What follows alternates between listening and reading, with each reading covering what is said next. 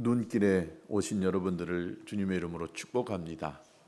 나는 몇 분 안 오실 줄 알고 내심 우리끼리 예배해야 되나라고 하는 이런 생각을 가졌는데 그래도 여러분들이 이렇게 오셔서 같이 예배할 수 있어서 너무 좋습니다. 그동안 목회해 보면서 이런 날이 처음인 것 같습니다. 지금 우리 또 어떤 분들은 나주에 또 리조트에 우리 하집사님 가족이 놀러 갔는데 아침에 오기로 했는데 아마 거기서 갇힌 것 같아요.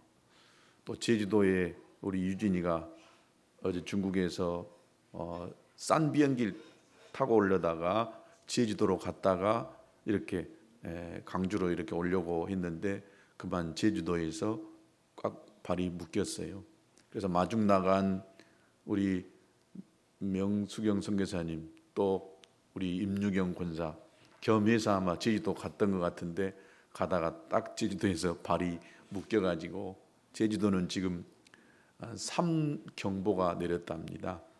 폭설, 한파, 그 다음에 강풍 이 세 가지 경보가 내려가지고 지금 제주도 공항에는 어제 인터넷 뉴스에 보니까는 저기 뭡니까?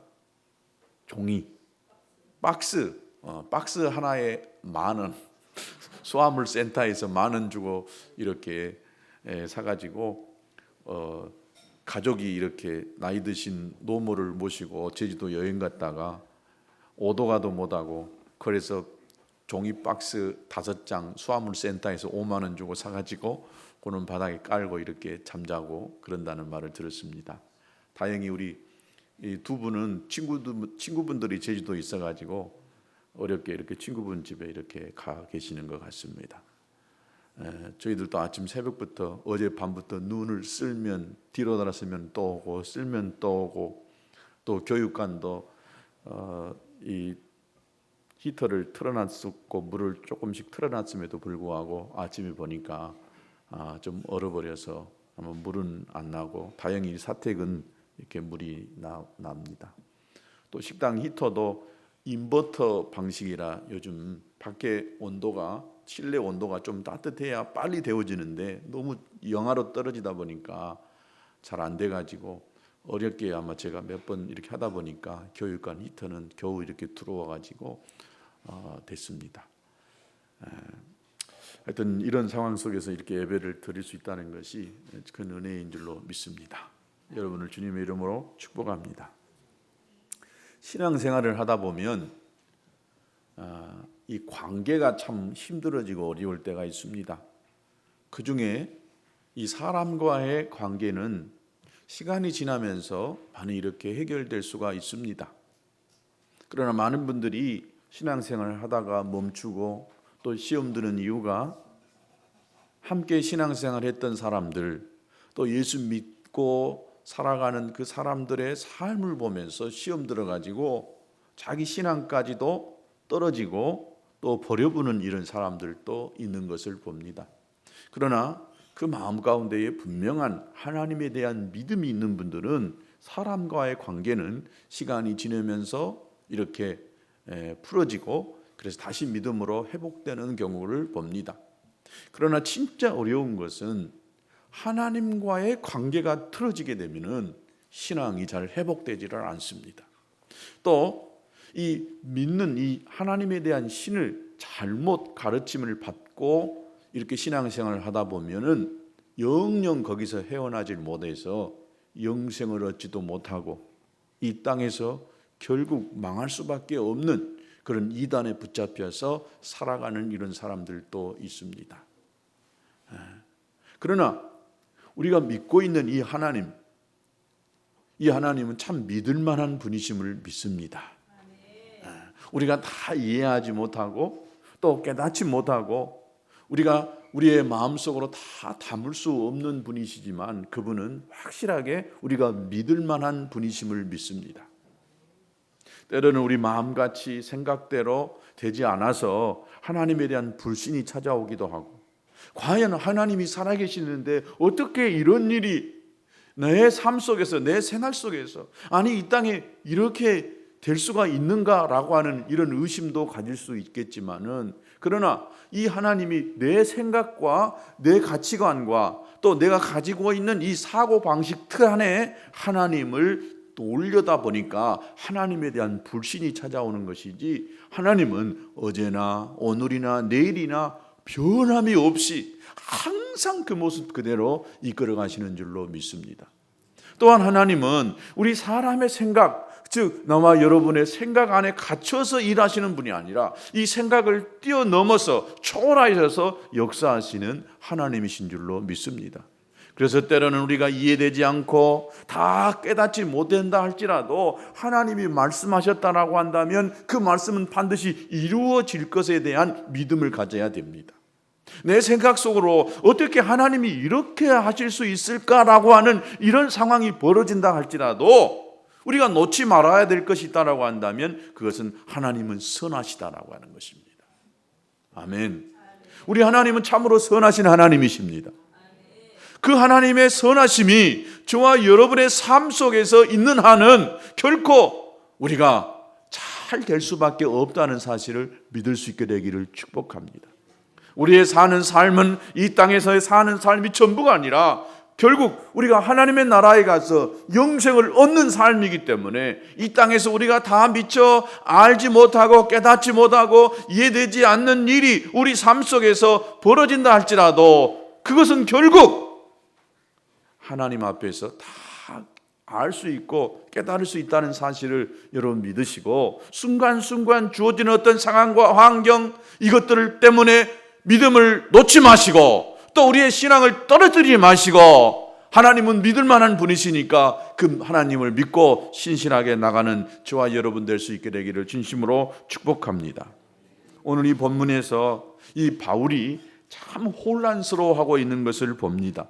왜냐하면 하나님에 대해서 또 유대인들의 이 구원에 대해서 혼란한 이런 상황에 놓여 있다는 것을 알 수가 있습니다. 하나님께서 구원하시려고, 온 인류를 구원하시려고 한 민족을 택했습니다. 그 민족이 유대 민족입니다. 유대 민족을 택하시고 그들을 언약의 백성으로 삼으셨습니다. 그 출발이 아브라함에서부터 시작했습니다. 그리고 아브라함이 이 자식을 낳지 못하고 있을 75세에 하나님이 그를 부르셔서 그에게 말씀을 던집니다. 나를 따라오라. 그러면 네가 내 이름이 창대케 되고 네가 큰 민족을 이루게 되고 너는 복의 근원이 될 것이다 라고 하는 이 말씀을 던집니다. 이 말씀을 받을 때에 아브라함의 나이가 75세였습니다. 자식이 하나도 없었습니다. 자식을 낳을 수 있는 상황도 아니었습니다. 그러나 하나님의 말씀이 아브라함에게 던져집니다.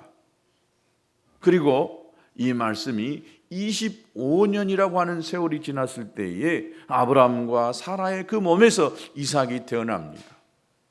그리고 또 이삭은 두 아들 이 에서와 야곱을 낳고, 야곱은 12아들을 통해서 이스라엘의 민족의 틀을 이루고 있는 것을 볼 수가 있습니다. 그 중에 이 요셉이라고 하는 이 한 사람을 뽑아서 이스라엘 민족을 살리기 위해서 애굽이라고 하는 곳에 보내가지고 그곳에서 총리되게 하셔서 그 어려운 이 환난의 때에, 이 흉년의 때에 이스라엘 민족이 애굽에서 요셉 때문에 굶지 않고 거기서 살 수 있게 되어지고 430년을 애굽의 이 거대한 나라의 품속에 이스라엘 민족을 딱 품으셨다가 아무것도 안 한 것 같았지만은 이 430년 동안 이스라엘 민족에게는 어마어마한 일이 일어나게 됐던 것입니다. 그 일이 어떤 일일까요? 이스라엘 민족이 번성하게 된 일이었습니다. 70명이라고 하는 작은 수가 이 애굽으로 가게 됐지만은 하나님은 430년 동안 이 이스라엘 민족 가운데에 놀라운 일을 행하셨습니다. 그게 바로 번성이었습니다. 이스라엘 민족이 창대케 되는 거였습니다. 뻥튀기도 그런 뻥튀기 없었습니다.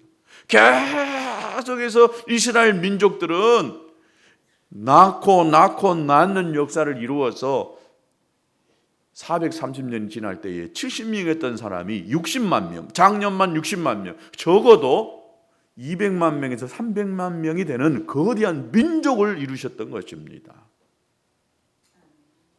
놀랍지 않습니까? 우리는 역사를 통해서 하나님이 어떻게 이스라엘 민족을 택하셨고 그 민족을 통해서 온 인류를 구속하시고자 하시는 하나님의 의도가 어떠했는가를 우리는 알고 있는 것입니다. 지금도 그렇게 이야기한답니다. 제가 잘 아는 김삼성 선교사님이 카자흐스탄에서 아이를 4명이나 낳았어요. 근데 이 마지막 아이를 낳을 때 카자흐스탄에서 낳았는데 이제 산파가 와서 이렇게 아이를 받는, 옛날에 우리나라 같이 그렇게 하고 있는 그런 나라였는데, 근데 아이가 나오다가 이 거꾸로 들어서 가지고 이렇게 발부터 나온다 가지고 거꾸리는 발일이 이렇게 2개가 나와 가지고 굉장히 어려운 이런 상황에 놓여 있었다고 이야기합니다. 근데 그때에 산파가 오더니 하는 말이 있었답니다. 유대인이냐 유대인이 아니냐를 물어봤답니다. 유대인이면 말할 필요도 없이 아기는 쑥 나온답니다. 하여튼 유대 사람들은 아이를 그렇게 잘 낳고 아기가 낳을 때도 산모도 죽지 않고 아이도 죽지 않고 또 병들어 죽는 일도 거의 잘 없답니다. 지금도 이스라엘 민족들은 아이를 그렇게 잘 낳고 또 아이를 통해서 번성하는 이런 일들이 일어나고 있는 것을 봅니다.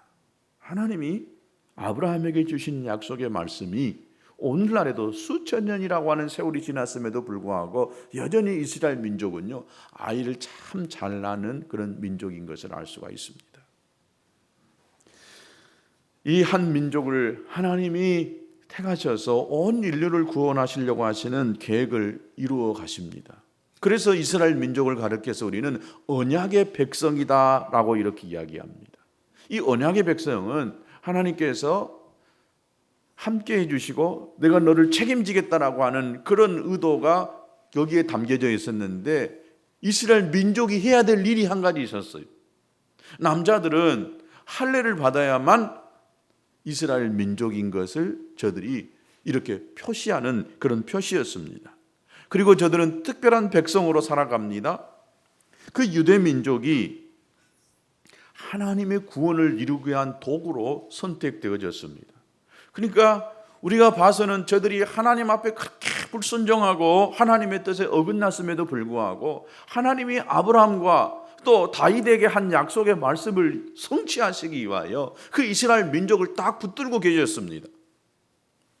그러면서 다윗의 혈통을 통하여서 하나님의 기름 부음 받은 자 메시아가 오게 되는 것을 볼 수 있습니다. 예수 그리스도가 그 유대 민족 가운데에 오셨습니다. 저들에게 하나님의 말씀이 주어졌고 또한 저들에게 구원자, 기름 부음 받은 자 메시아가 저들 가운데에 혈통을 통해서 태어나는 어마어마한 큰 은혜를 받은 민족이었습니다. 그런데 저들에게 이런 놀라운 특권과 하나님의 특별한 섭리가 있었음에도 불구하고 유대 민족이 가장 먼저 복음을 받아들여야 될 것 같은데 이 유대 민족이 복음을 받아들이지 않고 있는 거예요. 이것을 보면서 사도 바울이 딜레마에 빠지게 됐던 것입니다. 큰 고민을 갖게 됐어요. 하나님, 왜 유대 민족이 복음을 받아들이지 않고 있습니까? 하나님이 유대 민족을 버리셨습니까? 라고 하는 이런 마음의 질문을 바울이 갖게 되고 있는 것을 봅니다. 그러면서 하나님의 계획이 변경된 것이 아닌가?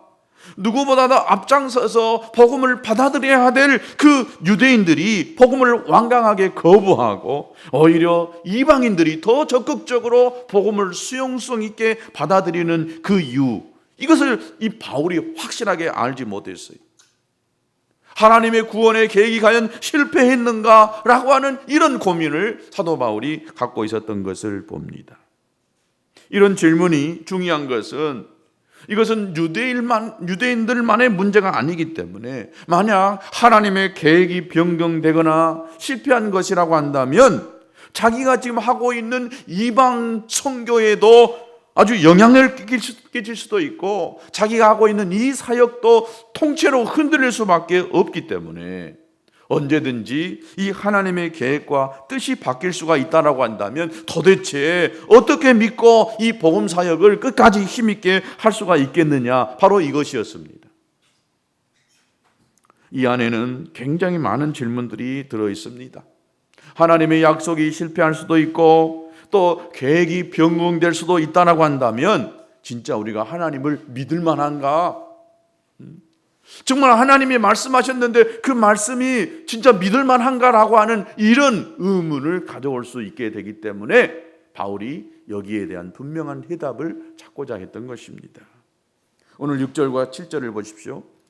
그러나 하나님의 말씀이 폐해진 것 같지 않도다. 이스라엘에게서 난 그들이 다 이스라엘이 아니요 또한 아브라함의 씨가 다 그의 자녀가 아니라 오직 이삭으로부터 난 자라야 네 씨라 불리리라 하셨으니, 바로 이런 의문에 대해서 바울은 결단코 그런 일이 일어날 수 없다고 이렇게 이야기합니다. 즉 하나님의 계획은 변경되지 않는다는 거예요. 하나님의 말씀하심이 틀렸다거나 또 하나님의 말씀하심이 거짓말이 아니다라고 하는 거예요. 하나님은 말씀하신 것을 지키고 그 말씀은 지금도 변하지 않고 유효하다라고 이렇게 말씀하고 있는 것입니다. 여러분, 우리 신앙의 기초에는 하나님은 참 신실하시다라고 하는 이런 믿음 위에 우리 신앙이 커져갈 수가 있는 것입니다. 제가 서두 이야기했듯이 우리가 하나님에 대해서 자꾸 의심하거나 하나님 왜 이러실까? 하나님에 대한 이 의심이 들어오기 시작한다면 우리 믿음은 절대 자랄 수가 없습니다. 내 삶 속에서 이해되지 않는 어떤 사건들이 생겨납니다. 그렇게 내가 예수 믿고 잘한다고 했는데 갑자기 어떤 내 삶 속에 불행한 일이 닥쳐와요. 실패한 일이 생기기 시작합니다. 이럴 때 우리는 하나님 살아계시면 어떻게 이런 일이 내 속에서 일어날 수가 있습니까? 라고 하는 이런 말들을 하나님께 내뱉을 수가 있습니다. 하나님 과연 살아계신가요?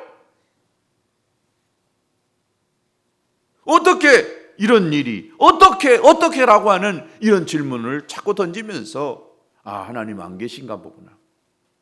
내가 믿었던 그 하나님 허상을 쫓아갔던 것이구나 라고 하는 이런 생각을 가질 수가 있다는 것입니다. 그러나 여러분, 하나님은 신실하십니다. 내가 다 알지 못해서 깨닫지 못해서 그 일에 대한 의미와 목적을 다 알지 못해서 그러시지 하나님은 반드시 신실하신 하나님이시라고 하는 거예요. 이것을 우리가 믿고 있을 때에 우리 믿음이 흔들리지 않습니다. 어떤 상황이 벌어져도 별일이 벌어져도 우리 하나님은 좋으신 분이십니다. 우리 하나님은 신실하신 하나님이십니다. 이 믿음을 가져야 될 줄로 믿습니다. 우리 마음에서 우리의 입술에서 하나님을 부정한 말이나 또 하나님에 대해서 비판하는 말을 쏟아내기 시작한다면 하나님과 나와의 관계가 끝나는 것입니다. 하나님과 나와의 관계는요, 언약의 관계입니다. 계약적인 관계입니다. 하나님이 일방적으로 나에게 찾아오셔서 너는 내 것이다 라고 이렇게 하질 않습니다. 내가 마음의 문을 열고 예수 그리스도를 받아들일 때에 하나님과 나와의 관계가 맺어지는 것입니다. 하나님의 주권에 의해서 나를 선택하시기도 하지만은 강압적으로 나를 끌어가지는 않는다라고 하는 거예요. 내 마음의 문을 열고 내가 그리스도를 영접할 때에 하나님과 나와의 관계가 맺어지는 줄로 믿습니다. 바로 내가 하나님을 부인하면, 내가 하나님을 부정해버리면 하나님과 나와의 관계가 끝나는 것입니다. 하나님은 나를 부정하지 않습니다. 나를 포기하지도 않습니다. 끝까지 하나님이 나를 붙들고 어떻게 해서든지 나에게 영생의 길로, 천국의 길로 인도해 가기를 원하시는 하나님이십니다. 그러나 내가 하나님을 부정해버리면, 내가 예수 그리스도를 부정해버리고 내가 하나님의 성령을 거부하거나 성령을 멸시하고 소멸해버리면 하나님도 어찌할 수가 없는 거예요. 내가 놓아버리기 때문에. 그래서 우리는 끝까지 내가 다 이해되지 않고 또 내가 다 깨닫지 못한다 할지라도 하나님에 대해서는 절대적으로 부정하거나 부인하지 않아야 됩니다.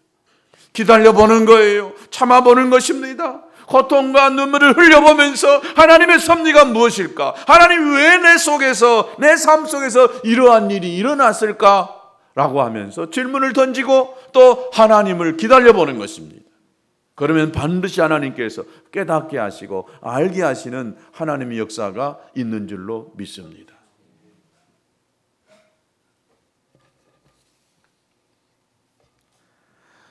하나님은 약속하신 것을 변경 이렇게 하지도 않고 반드시 지키시는 분입니다. 여기에 바로 우리 믿음의 근거가 되어야 하는 것입니다. 하나님은 신실하시다. 다 같이 하나님은 신실하시다. 하나님은 신실하시다. 요 믿음을 절대로 놓지 않아야 됩니다.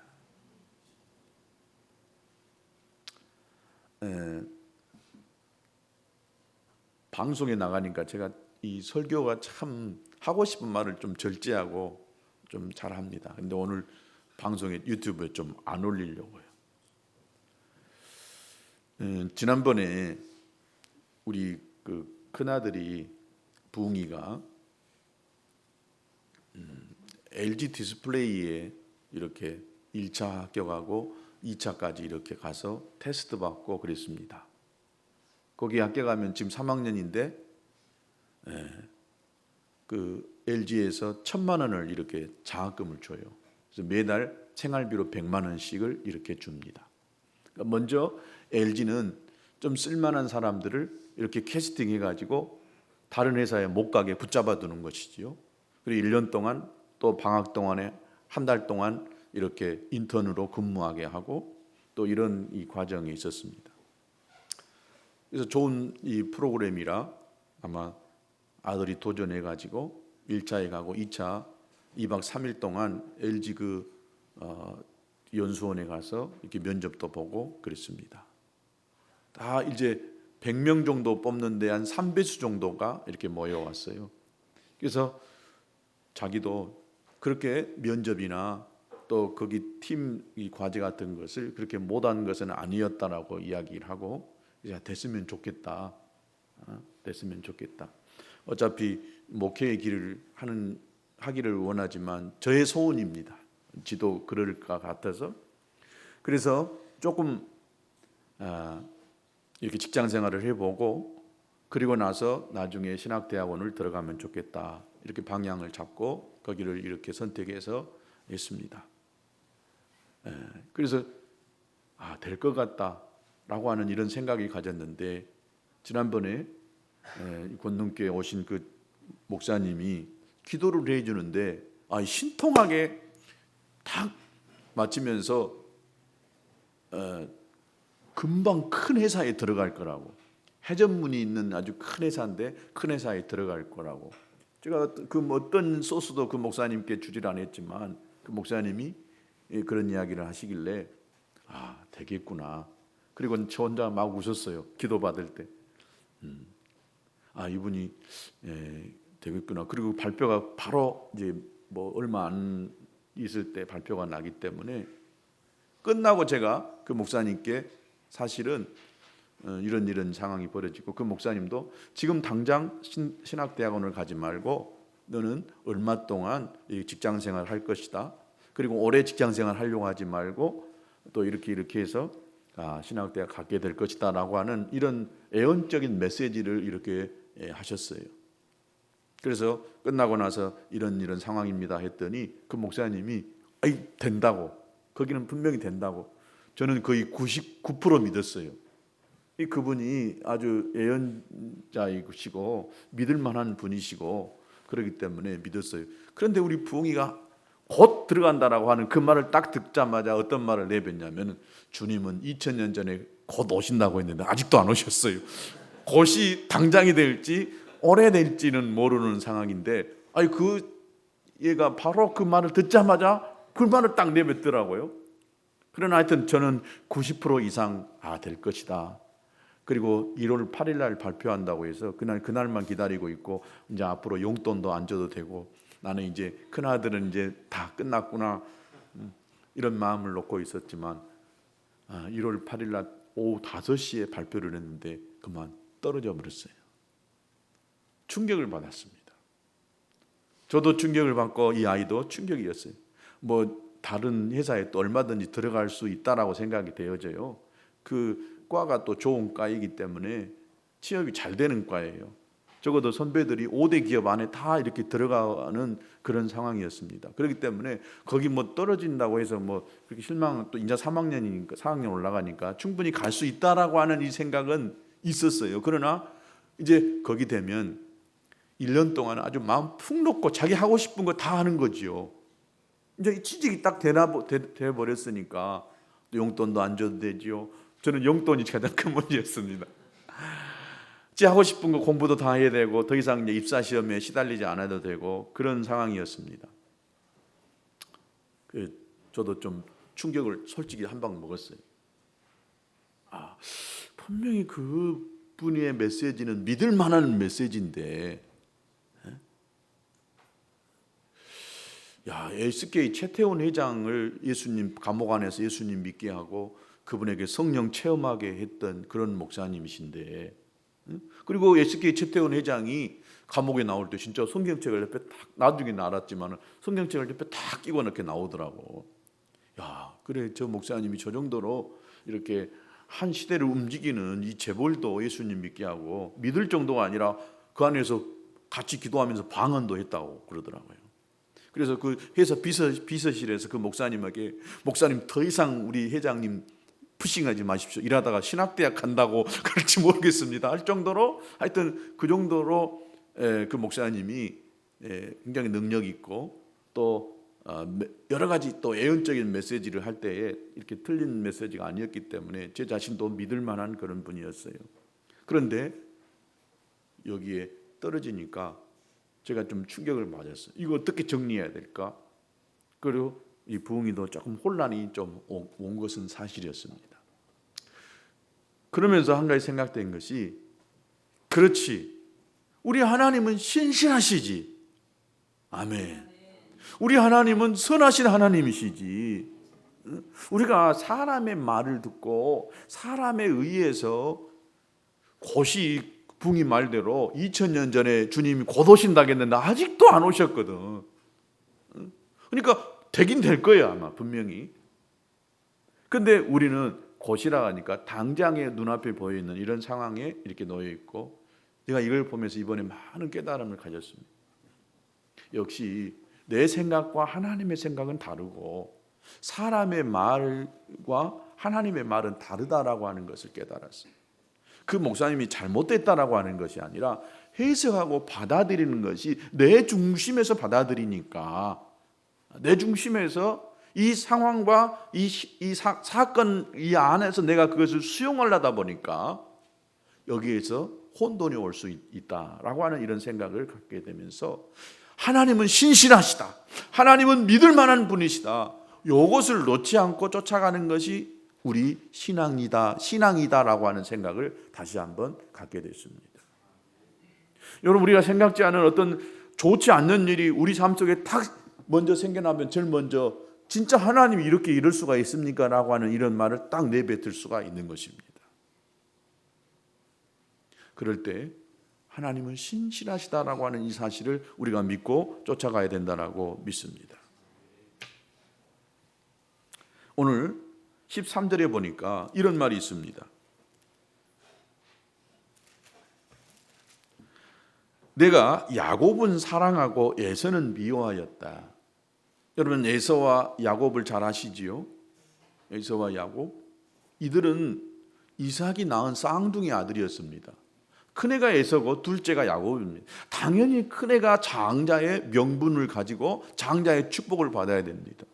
그런데 야곱이 장자의 명분을 받습니다.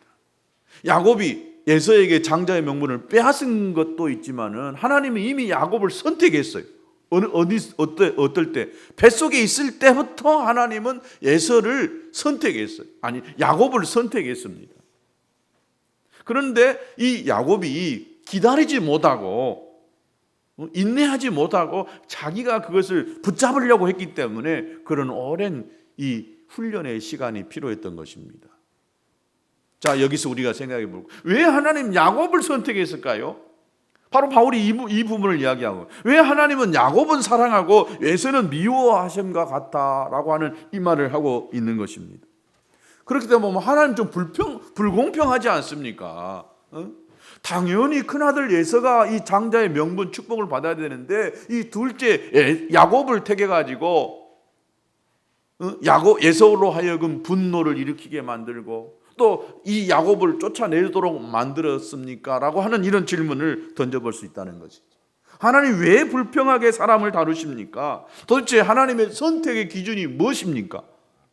이렇게 우리가 하나님 앞에 질문을 던져볼 수가 있는 것입니다. 성경을 보면 그들이 태어나기 전에 그들이 무슨 선한 일이 했거나 아니면 악한 일을 하기도 전에 이미 하나님께서 정해 놓으셨다라고 이렇게 이야기합니다. 뱃속에 있을 때에 야곱을 선택하고 에서는 선택하지 않았다, 미워했다라기보다도 선택하지 않았다라고 하는 이런 말이 더 합당한 번역일 것 같습니다. 그가 그 행위로 선택한 것도 아니고 나기도 전에 그의 행동과 상관없이 결정했다는 면에서 볼 때에 하나님 너무 불평한 분이시지 않습니까? 라고 하는 이런 질문을 저와 여러분 모두가 다 던질 수 있습니다.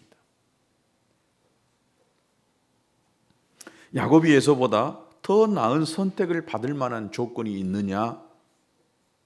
찾아보면 있겠지만 그렇게 있는 사람이 아니에요.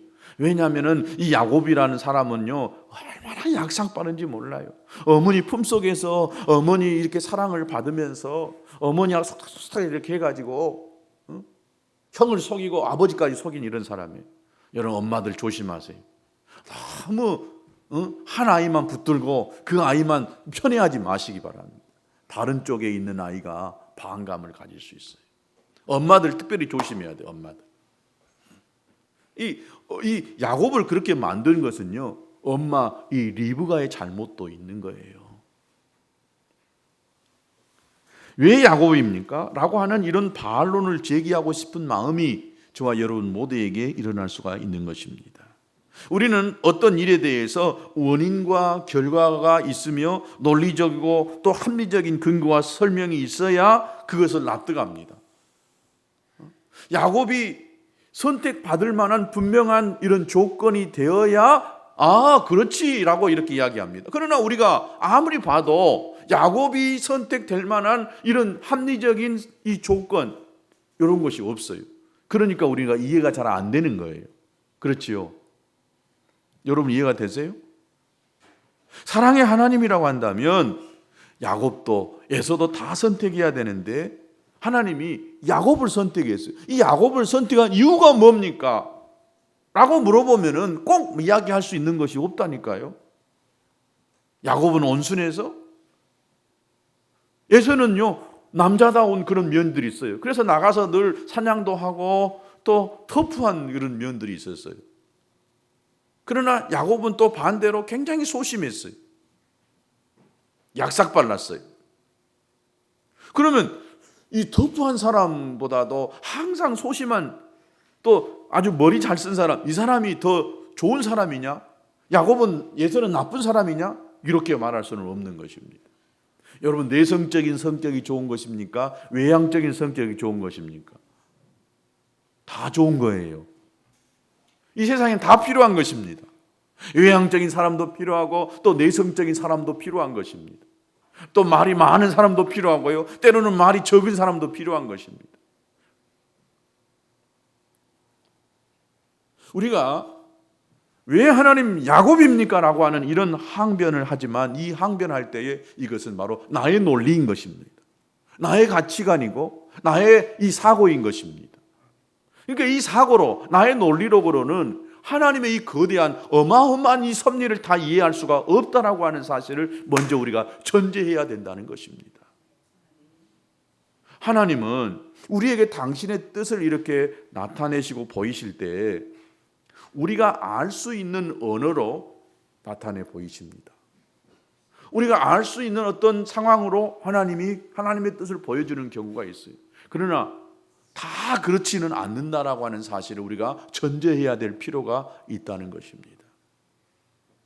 즉 우리가 가지고 있는 이 사고와 지식과 논리, 합리적인 이 생각, 이걸 가지고 하나님을 다 그 안에다가 담아낼 수가 없다는 거예요. 하나님은 무한하신 분이세요. 때로는 논리가 통하지 않는 분이에요. 때로는 하나님이요 과학적인 근거를 가지고 하나님을 제한할 수 있는 분이 아니에요. 저도 오늘 아침에 하나님 해도 너무합니다. 눈이 와도 너무 옵니다.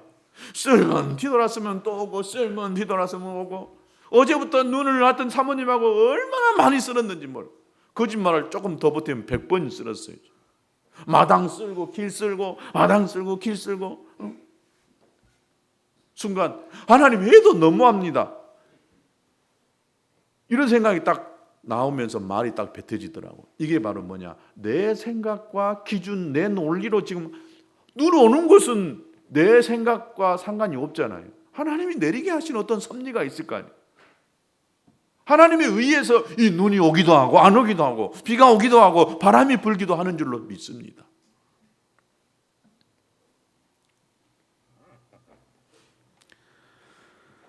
그래서 하나님이 불의한 분인가 라고 하는 이런 질문을 하고 있는 거예요.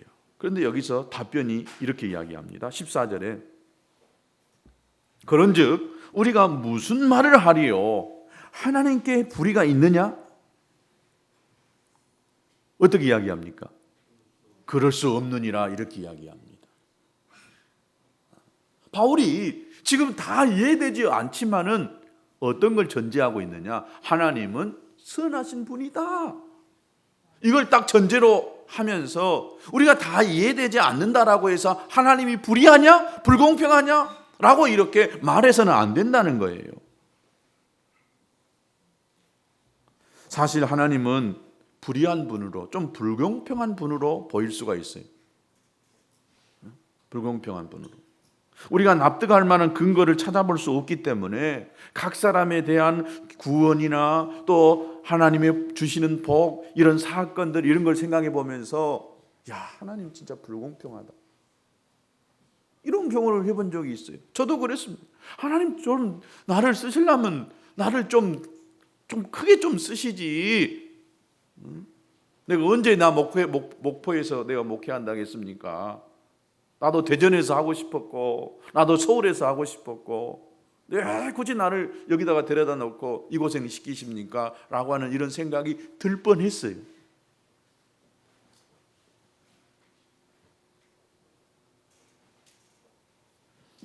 항상 내 기준으로, 내 논리로 이 사건을 해석하려다 보면은 다 이해가 안 되는 경우가 참 많습니다.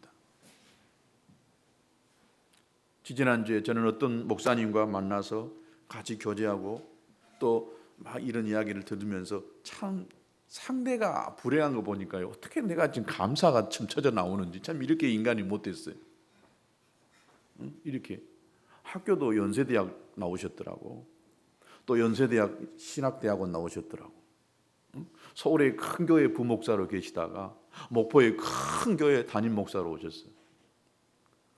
진짜 저 사람 참 우리도 봐도 야, 또 좋은 학교 나오고 그랬으니까 그냥 낙하산 타고 누가 요즘 말하는 금수저 물고 오듯이 참 그렇게 해갖고 왔구나. 근데 말을 들어보니까요, 속에서 딱 미소가 딱 나오는 거예요. 참 이렇게 사람이 얄미워요. 이야기를 하다 보니까 사모님이 갑상선 암이 걸리고 또 무슨 암이 걸려가지고 자기도 5년 전에 뇌종양이 생겨가지고 수술을 해가지고 지금 이런 요양할 수밖에 없는 이런 상황에 있었고, 하면서 막 이야기하면서 그런 과정 속에서 교회가 참 어려움 겪고 이렇게 했다니까 속에서 은근히 싹 그래, 아무리 네가 공부 잘했어, 아무리 이렇게 했어도 결국 그렇게 되구나. 그러면서 속에서 야, 그렇지, 그래, 내가 더 낫구나. 그 사람하고 나하고 비교를 하면서 내가 굉장히 기분 좋아하는 내 모습을 보았어요. 이게 사람 심리입니다. 항상 상대적으로 많이 생각합니다. 상대를 놓고 저 사람보다 내가 더 나으면 나는 행복한 사람이고 나는 잘된 사람인 거예요. 그러나 상대가 나보다 모든 걸 다 많이 가졌고 좋은 조건이 있다라고 한다면 그때부터 나는 불행한 사람이고 안 된 사람이라고 생각해 버리는 거예요. 이게 우리가 가지고 있는 논리입니다. 여러분, 하나님은 이런 논리로, 이런 사고로 우리를 인도하시지 않은 거예요. 그래서 여러분을 모든 상황이나 사건, 이것들을 내 논리로 생각하지 말 수 있게 되기를 축복합니다. 하나님의 관점에서 보려고, 하나님이 이 일을, 이 사건을 어떤 생각 속에서, 어떤 섭리 속에서 이끌어 가신가라고 하는 이것을 생각하시면서 바라볼 수 있게 되기를 진심으로 축복합니다. 오늘 하고 싶은 참 설교가, 오늘 방송 안 하니까 참 설교가 부담이 없고 좋구만. 안 올리려고 했죠. 오늘 안 온 사람들은 방송 들을 텐데 참 많이 하고 싶은데 3분의 1밖에 안 했는데 여기서 끝낼랍니다. 여러분 모두 한 가지만 더 말씀드린다면, 하나님은 믿을 만한 분입니다. 내가 이해하지 못해서 그러지, 내가 깨닫지 못해서 그러지, 하나님은 믿을 만한 분입니다. 내 생각 속에서 채워지지 않고 또 내 생각 안에 머물러 가시는 분이 아니라 내 생각을 뛰어넘어서, 하나님은 수가요 얼마나 많으신 분이신지 우리가 알지 못해서 하나님을 의심하고 하나님에 대해서 부정한 이런 생각을 가진다는 사실을 기억하시고, 하나님을 믿을 만한 분이다라고 하는 이 믿음으로 이번 한 주간도 승리하는 저와 여러분 될 수 있게 되기를 진심으로 축복합니다. 우리 같이 찬송하겠습니다.